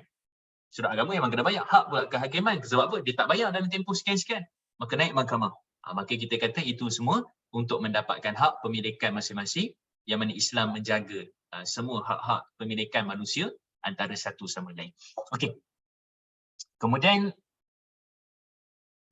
cuma rasa nak kongsi untuk orang yang tak mampu tambah-tambah untuk sudi rumah sepenuh masa yang tak bergaji. Macam saya sebut tadi lah, janganlah terlalu strict sangat isu share tu satu-satu apa semua. Mungkin lebih-lebih kurang macam tu kan. Tapi saya tak bolehlah bagi tahu semua contohnya kan. Tapi lebih kurang ginilah step dia. Tak bolehlah bagi tahu detail kuali saya apa periuk nak kena oven tu macam mana. Tapi kalau sekat 250, 150 ke berapa kan, terbakar kan, berapa tinggi sangat oven kan. Tapi nak katanya secara ringkas tu boleh lah. Kan untuk kita nak share macam tu. Okay. Maksudnya hak mujarad ini tiada akad di antara pihak-pihak yang begitu. Boleh jadi. Boleh jadi maksud tak ada akad yang khusus. Kan macam wasiat, saya nak buat wasiat ataupun hibah kan, ataupun wakaf contohnya kan. Kita nak bagi wakaf ni, contoh kita fikir-fikir nak bagi dekat masjid lah kan, masjid A. Tapi saya tengok masjid B lagi perlu wakaf kat masjid B. Tak ada masalah. Tak perlu kata saya sebenarnya ada niat dah wakaf masjid A ni, saya minta izin lah nak wakaf kat masjid B. Tak perlu. Boleh kata macam dah tak ada akad lah dekat situ kan. Bagus juga tu. Betul juga, lebih kurang maksudnya dah tak ada akad secara khusus kan. Hutang pun sama pindah hutang pun sama. Pindah hutang ni macam mana? Dipanggil hiwalah. Hiwalah ni Nabi benarkan dalam hadis riwayat Imam Bukhari, hadis sahih kan. Hiwalah ni pindah hutang. Maksudnya A berhutang dengan B dalam masa yang sama, C berhutang dengan A. A hutang dengan B, C hutang dengan A. A kata B, awak ambil pada C lah. Kan? Terus dia gugurkan. Maksudnya dia tak payah bayar, awak ambil pada C. Sebab C ada hutang dengan saya. Berapa? RM50. RM50 lah. Nanti awak minta pada C. Perlu tak yang C tu tahu? Ataupun minta izin dia? Tak perlu. Sebab hutang tu sama je. Maksudnya nanti akan bagi juga kepada si B. Kalau dapat balik kat A pun akan bayar balik pada B. Itu dipanggil sebagai pindah hutang. Okay? Itu juga termasuk daripada perkara yang harus dan dibenarkan. Okey, jenis-jenis harta. Okay. Ada 2 slide lagi ni.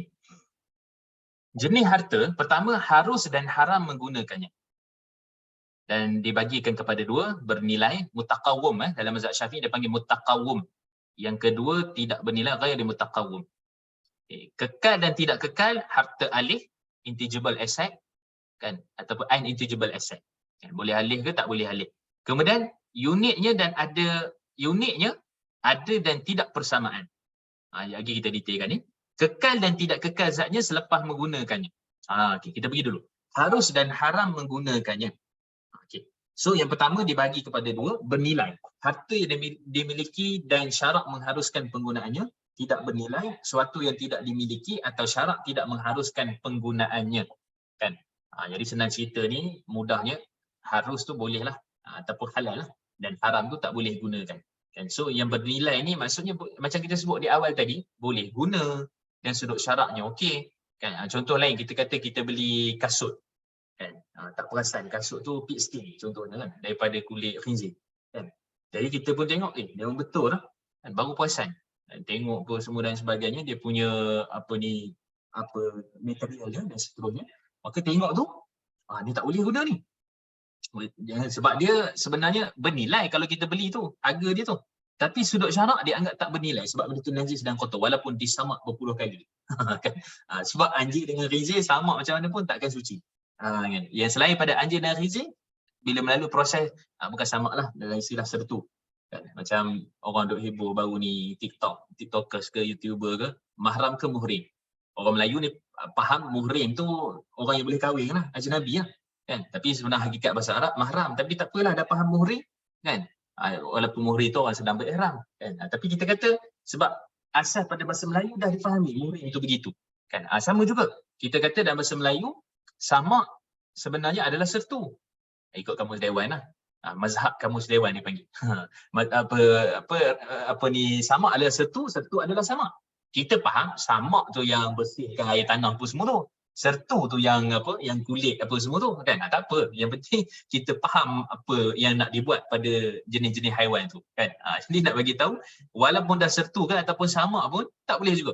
Sebab dia walaupun beli bernilai dari sudut fizikal, daripada sudut jual beli, tapi daripada sudut pemilikan syarak dia tidak boleh. Okey. Jadi nak buat macam mana? Boleh pulang balik. Pulang balik ke, boleh jual, boleh jual untuk dapatkan balik harga modal sebab kita beli dengan duit halal. Cuma kita silap beli dengan fit skin ke ataupun benda-benda itulah, bulu-bulu ke apa dan sebagainya. Maka waktu tu kita boleh jual balik untuk dapatkan modal ataupun kurang sikit modal, tak ada masalah. Kan, sebab asal modal kita adalah halal. Okey. Kemudian tidak bernilai yang tadi kita sebut, tidak dimiliki, maksudnya kita tak boleh lah jual harta orang ke.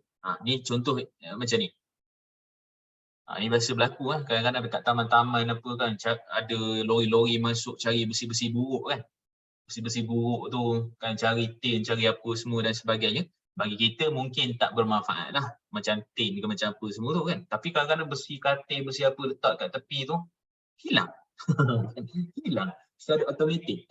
Tak tahu ke mana. Kan? Pintu pagar hilang, apa semua hilang belaka kan. Besi-besi hilang. Jadi kita kata itu, dia menjual satu benda yang syarak tidak mengharuskan penggunaannya. Dia jual itu tak harus. Walaupun nampak dia tak curi, tapi sebab dah ada kat tepi pagar, maka dia anggap dah keluar duduk kat tepi pagar tu kira macam tak berguna lah. Kan? Tapi sebenarnya tak. Tu kena tanya tu dan kena tengok tentang perkara-perkara yang seperti itu. Okey. Kekal dan tidak kekal tempatnya. Harta alih, air, telefon semua, harta alih lah. Harta tidak alih tu bangunan, sekolah, pejabat, apa semua dan sebagainya. Kan? Jadi, dipanggil akar yang tetap, yang tak boleh alih, dan kemudian dipanggil al-manqul. Tu dalam bahasa Arab lah. Tak penting sangat bahasa Arab tu. Tapi kita kata, harta yang alih, maka itu juga hak manusia. Harta yang tak alih pun hak manusia. Harta yang alih boleh kalau nak jual beli dengan perpindahan. Maksudnya pergi jumpa orang tu ke COD ke apa semua, nasi ke lauk ke apa dan sebagainya, atau semua harta alih tu yang bernilai lah, sudut syarak, boleh makan, boleh manfaatkan dan sebagainya. Dan ada pula harta yang tak alih. Tak alih ni macam mana nak alih? Rumah apa semua. Dalam sudut syarak boleh menggunakan apa-apa yang mengisyaratkan perpindahan tu berlaku. Contoh apa? Serah kunci. Betul lah tu. Kan siapa-siapa buat REN ke, ataupun jadi ejen hartanah ke apa semua kan, ataupun pemilik rumah serahkan kepada tuan rumah yang baru dan sebagainya, itu sudah dikira jual beli kan, sudah dikira jual beli kan, walaupun simbolik saja kan, sebab bukan boleh angkat rumah kan. Okey, itu dia punya kisah cerita dia. Sama juga kereta ke apa dan sebagainya. Okey, uniknya ada dan tidak persamaan dia. Misli ada perbandingan, temi tiada perbandingan. Okey, macam mana ni? Okey, mahar misli, biasa kita dengar. Mahar misli ni, mahar yang diberikan oleh pihak suami lah kan, kepada isterinya. Kalau ikutkan asalnya, dipanggil istilahnya, kita panggil mahar ni penetapan tu berapa. Kan, mas kahwin tu mas kahwin lah. Kan, mahar lebihan yang nak dibagi tu, 1,000 ke. Kan, jadi bila sebut mahar misli, maksudnya kakak dia kahwin. Lepas kakak dia kahwin, mahar dia berapa? 1,000. Lepas tu adik dia pula kahwin, maka berapa mahar dia? 1,000 juga. Dia buat contoh perbandingan begitu, maksud nilai tu sama. Kan? Itu dia kata mahar misli. Kan? Okey, tapi maksud di sini ialah misli ni dia ada perbandingan, ataupun istilah mudahnya kita nak faham, dia diukur dengan nilai. Ukur dengan nilai. Contohnya lah, barang tu katalah contoh emas. Okey. So emas tu misli. Maksudnya ada orang boleh ditukar emas tu dengan duit. Katalah 1 gram 300. Kan, 1 gram 300. Ataupun contohnya kita kata apa lagi, misli ni benda-benda yang boleh bertukar lah dengan nilai, yang diandaikan dengan nilai. Kan? Okey, itu satu. Yang kedua, qimi. Qimi ni dia tak ada dia punya nilai spesifik, melainkan benda tu juga. Contohnya kereta. Orang sewa kereta. Dia tak boleh pulang kereta lain. Dia kena pulang kereta tu juga. Kalau orang pinjam duit, misli, dia pinjam RM100. Ni misli pinjam 100. Maka 100 yang dia bagi tu sekeping. nombor not dia ni saingnya Zeti Aziz ke, walaupun dah governor baru kan, ataupun sebelum tu ke dan sebagainya lah, saing tu kan. Jadi kita kata kita bagi dia pinjam ayat 1. Okey, sekarang ni adakah wajib untuk kita pulang balik 100 yang sama, not yang sama, saing yang sama? Tak perlu, sebab dia ada perbandingan. Maksudnya kalau pulang RM50 pun tak ada masalah. Kalau pulang RM1 pun tak ada masalah. Kan? Kalau pulang RM20 pun tak ada masalah, sebab dia ada perbandingan. Dia ada nilai. Dia ceritanya nilai dekat situ. Kan? Tapi kalau claiming dia lebih kepada fizikal. Dia lebih pada fizikal. Maksudnya kalau kereta tu kita sewa, kereta tu lah kena pulang balik. Tak boleh pulang kereta lain walaupun harganya lebih kurang sama. Contohnya gitu kan. Kalau kita contohnya beli rumah. Kan, beli rumah. Kita beli rumah. Katalah contoh, sebab rumah ni dia ada, apa kita kata, dia ada dia punya level-level tu. Kan, ada level yang pendapatan sekian-sekian boleh beli, dapat sekian-sekian tempat-tempat tentulah. Ada medium cost, low cost dan sebagainya lah. Kan. Jadi ada medium cost, low cost tu, baru jumpa dia punya perkataan dia. Kan. Ada setengah orang, dia tak boleh beli sebab gaji ke apa semua tu, tak boleh. Dia kena ambil medium cost, dia tak boleh low cost. Kadang-kadang low cost biasanya lebih murah lah. Tapi kadang tengok kadang-kadang macam lebih kurang je. 300, 320, lebih-lebih kurang gitulah. Okay. Tapi sebab dia punya pembahagian tu. Sebab dia punya bahagian tu kan. Jadi kita pun tengok, kita dah submit dah yang low cost tu. Kan, tengok-tengok rupanya kita punya pemilikan strata apa benda semua tu kan, tengok-tengok tak boleh sebab tak kena dengan saya mungkin gaji ke apa dan sebagainya, maka kita kena beli yang lain kan. Ataupun contoh kita dah beli dah rumah tu, tapi sebab rumah tu ada problem ke apa semua ke, tak dapat lagi strata dia ke apa, lambat lah apa semua, kita pun cari rumah lain kan. Ataupun ejen tu carikan kita rumah lain, itu dengan persetujuan kita kan. Sebab apa?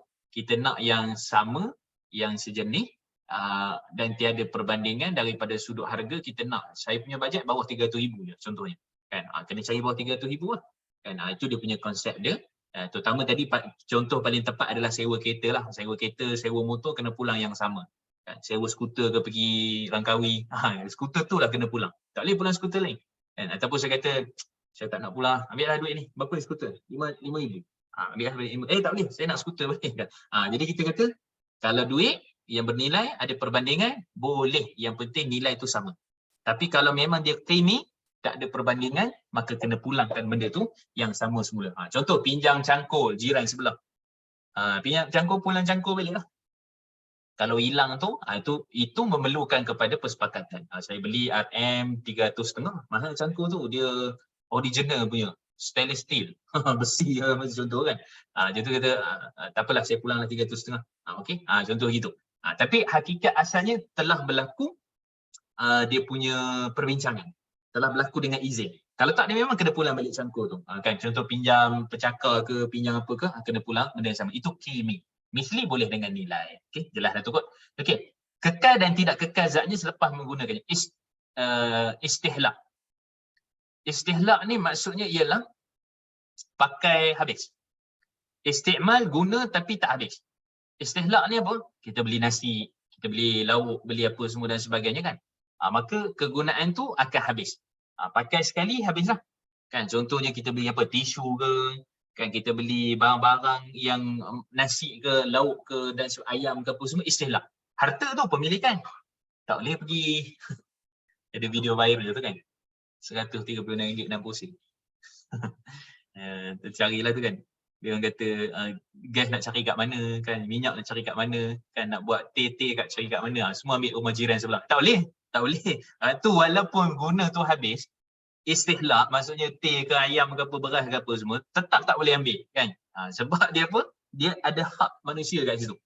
Pemilikan dekat situ. Itu maksudnya syarat mengiktiraf. Hatta roti kita jumpa kat tepi jalan. Kalau benda-benda kecil macam tu, benda-benda yang boleh habis kan, kita pergi pasar apa semua, contohlah pasar pagi ke apa, rasanya dalam troli ni tak ada kita ambil ni apa semua, tapi dah bayar tapi ada dalam troli, mungkin orang tersilap letak ke apa dan sebagainya kan. Jadi kadang-kadang tu benda tu ada expired. Kalau ikut daripada hukum luqatah, kita pernah bincang sebelum ni, kalau benda-benda ada expired ni kita boleh makan je, tak ada masalah kan. Contoh susu ke, contoh roti kan dan selainnya. Ada soalan ke? Tertekan ke Ustaz? Oh, okey, tak apa. tertekan tak apa, jangan tekanan perasaan. Itu bahaya. Okey. Okey. Jadi kita kata istihlak pakai habis. Okey, istikmal kita guna memanjang. Macam sewa tu guna memanjang kan. Macam rumah kita takkan habis lah. Maksudnya kalau apa pun akan diganti apa semua kan. So senang cerita ada expired, lepas tu tak ada expired. Expired date dia, ada tarikh tamat luput dia, tamat tempoh dia, ada yang tidak ada tamat lupuh apa semua, boleh guna sampai bila-bila. Kan? Jadi kita kata ini dia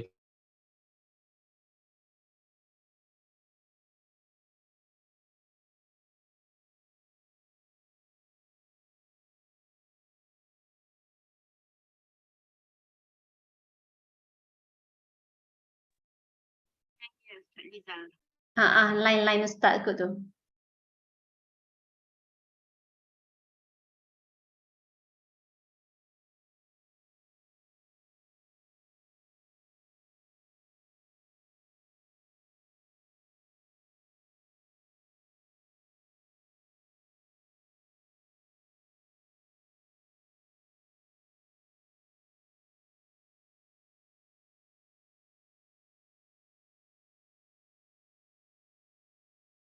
Line Ustaz agaknya. Dekat Izah WhatsApp Ustaz dah.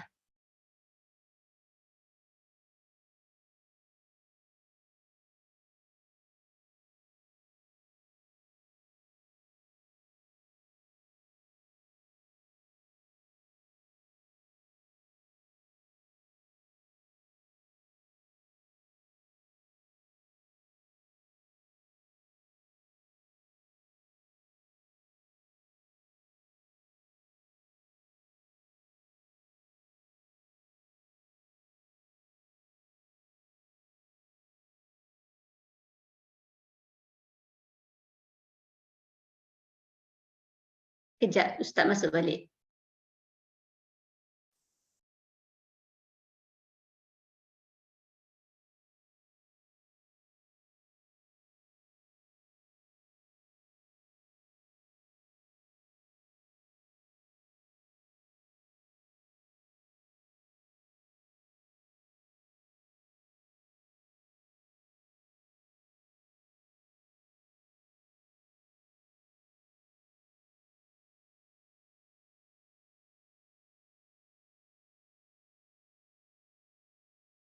Kejap ya, Ustaz. Laptop Ustaz terpadam. Ustaz terlupa charge.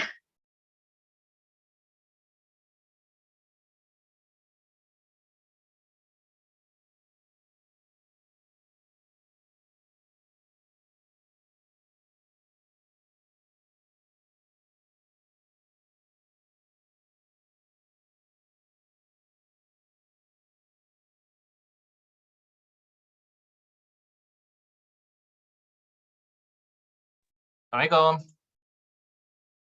Waalaikumsalam warahmatullahi.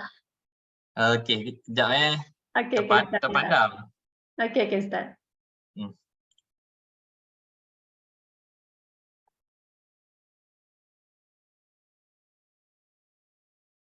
Okey.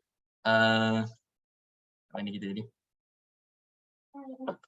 Okey, minta maaf ada urusan terkendala, urusan Sri Parika Baginda yang dipertuan aku. Minta maaf. Okey, ada ni terpadam daripada laptop ni. Okey, jadi kita sambung balik, minta maaf. Mungkin ada yang dah keluar kan. Okey, so kita sebut tadi tentang hak berkait dengan harta, istihlak dan juga istikmal. Kita pun dah ada slide yang terakhir lah. Okey, so bila kita sebut tentang pemilikan ni, sekejap dia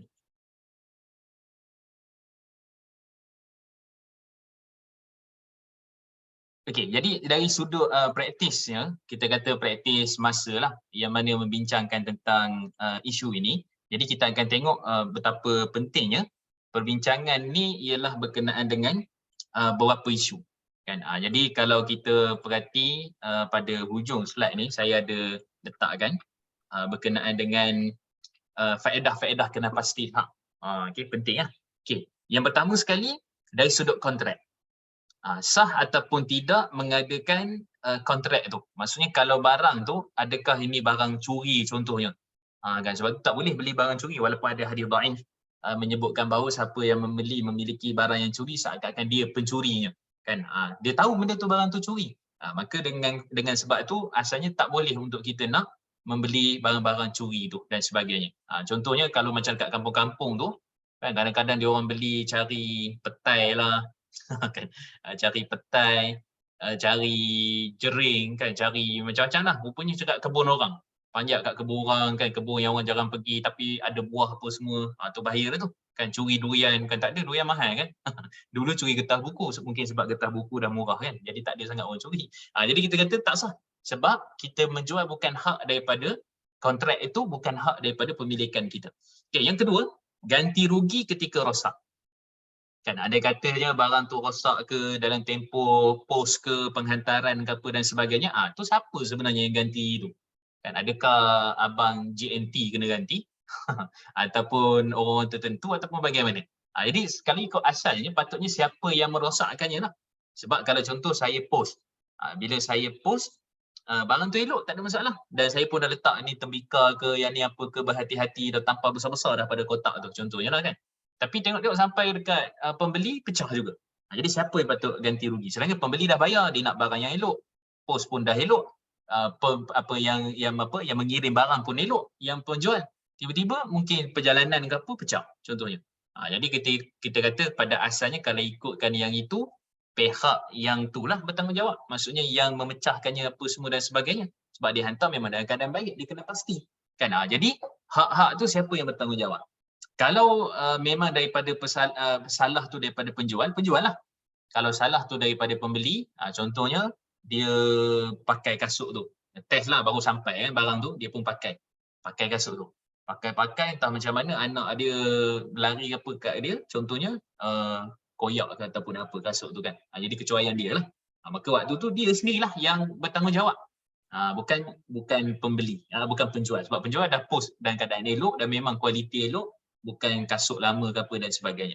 Okey, kemudian hak syufa'ah. Hak syufa'ah ni tadi kita sebut pemilikan harta alih dengan tak alih tadi. Dan jadi hak syufa'ah sepatutnya kita jual orang yang berada di atas kita lah. Contoh kadang-kadang ada katalah contohnya pemilikan bangunan ataupun apa kan, pemilikan kedai, rumah kedai apa dan sebagainya, maka orang yang paling dekat dengan kita dulu kita tanya kalau kita nak jual. Sepatutnya sudut fiqh begitu. Bukanlah maksud tak sah jual beli tapi keutamaan dia, sebab kita tahu hak yang sepatutnya awal-awal dapat kalau nak membeli maka orang ni. Ataupun yang sebaiknya lah. Sama juga kalau konteks hari ni ada orang offer. Kadang-kadang ada setengah kedai ni bagus. Dia offer untuk B40. Kan B40 yang datang M40 mengaku B40. Tak boleh lah. Sebab asalnya adalah hak tu siapa punya? Hak tu B40 punya. Kan B40 punya contohlah. Tak tahulah kasta ni bagus tak bagus daripada sudut agama. M40 ke T20 ke T20 ke apa semua kan. Tapi kita kata daripada sudut asalnya banyak benda jugalah kan. Bak haji pun sama kan. Bak haji pun kena ikut dia punya grade dia kan. Bayarannya berapa. Tapi kita kata secara asalnya kalau ada kedai ke apa yang offer menu rahmah contohnya untuk B40 lah. Jangan T20 pergi ambil kesempatan. Sebab tu asalnya hak dia untuk membeli dengan harga demikian. Kan? Saya pun ada hak, saya pun bayar. Betul. Tapi daripada sudut konsep tu yang B40 diutamakan. Jadi contohnya gitulah. Dia tak haram beli, tak haram. Sama lah macam hak syufa'ah. Tak haram kalau dijual pada orang lain. Tetapi utamakan orang yang dekat dia lebih utama. Yang keempat, wakaf. Wakaf ni cerita apa? Wakaf ni perlu tak? Ni nanti kita masuk bab wakaf ni pun banyak isu juga. Wakaf tunai, kan kita nak wakaf tu dekat mana? Apa itu wakaf sebenar? Kan tempat-tempat kita nak berwakaf, kan kalau hari ni bawah Majlis Agama pun ada berbagai wakaf, wakaf pendidikan, wakaf kesihatan, wakaf pelaburan dan sebagainya, kan. Jadi boleh ke wakaf ni gunakan harta wakaf untuk melabur? Ramai orang buat lah, kan. Tapi ada dia punya kontrak apa semua dan sebagainya lah. Cuma nak ceritanya bila sebut bab berkait dengan wakaf, harta hak tu siapa punya? Kan baru ni contoh kita kata bila sebut wakaf, kita nak kata dekat surau tu boleh tak tahiyatul masjid? Kalau ikut fatwa-fatwa macam fatwa Johor apa, fatwa Perak apa, panjanglah dia punya perbincangan dia. Secara umum fatwa kebangsaan, fatwa wilayah. Bila surau tu nak boleh tahiyatul masjid dan boleh untuk untuk iktikaf dalam tu, dia mesti wakaf. Dia bukan hak milik premis peribadi. Sebab ada setengah-setengah orang, kadang-kadang orang yang kaya, yang rumahnya cukup besar kan, seluas padang bola apa semua ni, kan contohlah, dia ada surau. Jadi surau dia tu untuk kelas untuk apa? Bukan untuk open kepada luar. Dia tak ada imam dilantik ke apa ke, tak ada AJK ke apa. Yang itu tak termasuk wakaf. Maka itu tak boleh iktikaf dalamnya, tak boleh tahiyatul masjid. Kan penting tu peranan tu. So nak tahu hak tu siapa punya. Maka kalau hak tu hak taman punya, kan semua ni hak orang dalam taman punya, kan. Jadi kalau hak orang taman, dirikan solat 5 waktu dan dia memang wakaf untuk orang taman, tak ada siapa boleh sekat ke apa semua, maka itu haknya untuk orang ramai semua. Boleh tahiyatul masjid, boleh iktikaf. Itu keadaan. Okey, keadaan pembeli dan penjual. Nak kena pastikan dia jual barang tu keadaan dia sedar ke tak, pembeli pun sama, dia tahu tak dia beli apa, kuantiti berapa, jelas ke tak dan sebagainya. Sebab tu hak dia, kan. Bukan menafikan hak bila dia cacat, dia buta, kita boleh suka-suka hati jual dan sebagainya. Tak, kan. Jadi Islam memang sangat melihat kepada bab-bab berkait dengan muamalah ni. Okey, tanggungan. Tanggungan tadi macam kita sebut tadi, kan. Kalau rosak belum sampai ataupun kalau dalam keadaan tu dah contoh makanan tu basi ke, tanggungjawab siapa, kan. Padahal baru masak pagi, dia pun hantar dah basi. Bila basi je orang akan kata kena sihir. Kan? Ni kedai ni kena sihir lah ni, masak je basi. So, kan. Sebenarnya kan. Tapi sebenarnya taklah. Itu siapa punya tanggungan. Okay. Kemudian riba. Itu yang misli dengan qimi tadi. Bila riba ni, bila sebut dengan duit kan. Jadi nak tukar duit dengan duit, nilai lah. Tak semestinya bila tukar duit dengan duit 100 nok yang sama, nombor yang sama kena pulang balik pada saya. Tak, yang penting nilai tu 100. Kan itu penting kan. Panjang lagi lah punya perbincangan. Kemudian juga IP, hak peribadi lah. Mana satu hak peribadi, mana satu hak syarikat, kan, mana satu yang boleh, mana satu yang tak boleh.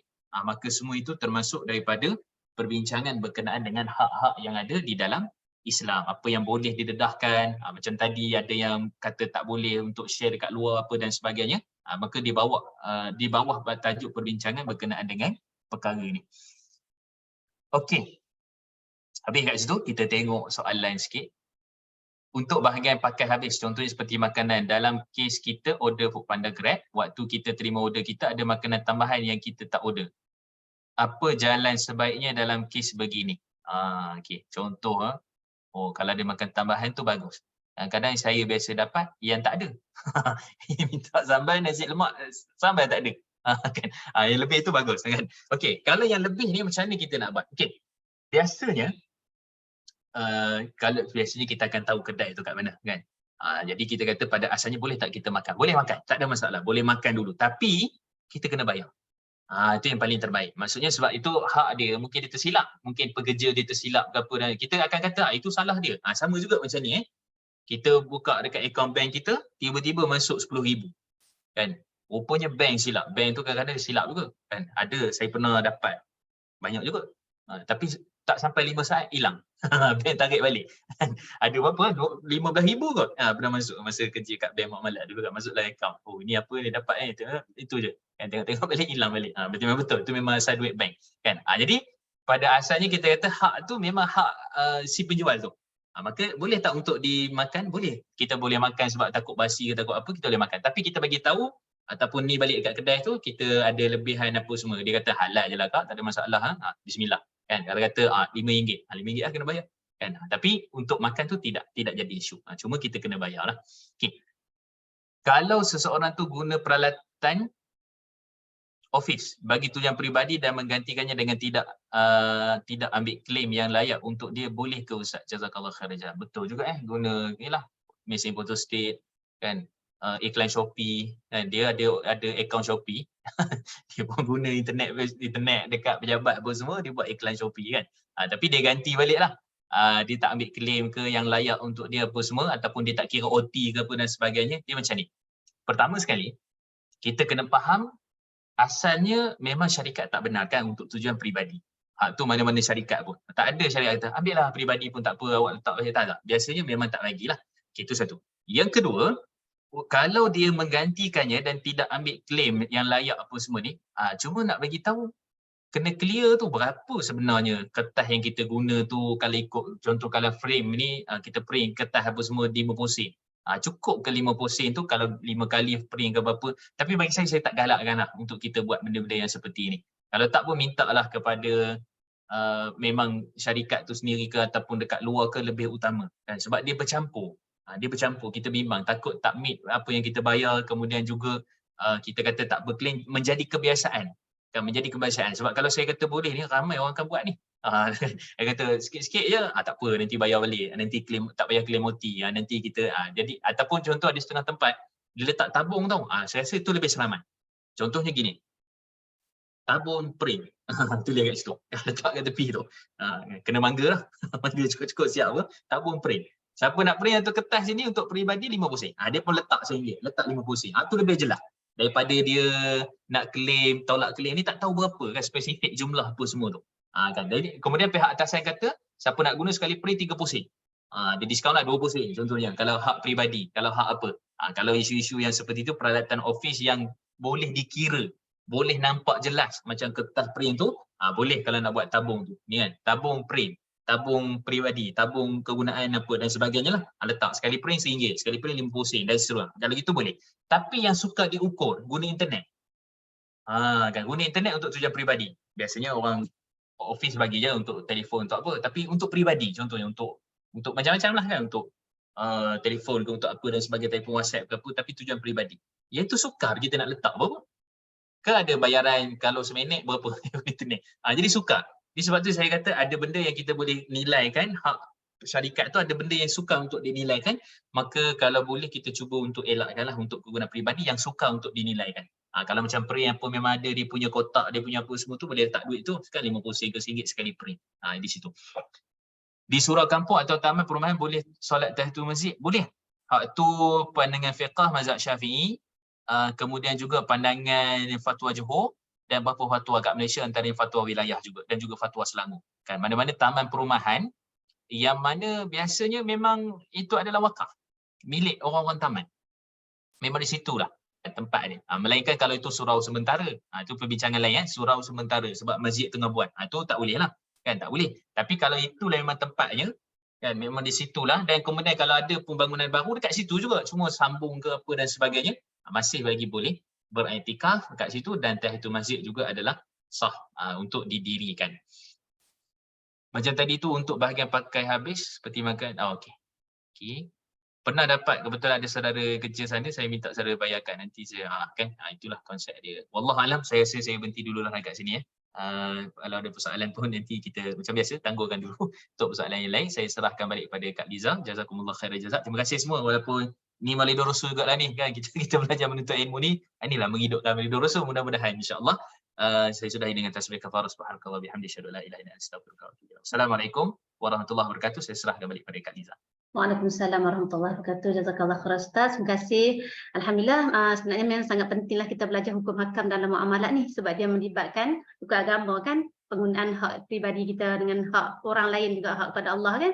Jadi alhamdulillah, walaupun sebenarnya sekecil-kecil perkara yang kita ingat, kalau dekat office guna sehelai kertas tu pun sebenarnya ada nilai dia, sebenarnya di sisi Allah tu ada nilai hak pada manusia sekali. Jadi terima kasih semua, jazakumullah khairan. Insyaallah jumpa lagi minggu depan. Kita akhiri dengan tasbih kafarah. Subhanakallahumma bihamdika asyhadu an la ilaha illa anta astaghfiruka wa atubu ilaik. Wassallallahu ala nabiyyina Muhammad wa ala alihi washabihi ajma'in walhamdulillahirabbil alamin. Wassalamualaikum warahmatullahi wabarakatuh. Terima kasih semua. Waalaikumsalam warahmatullahi wabarakatuh. Terima kasih Ustaz. Terima kasih.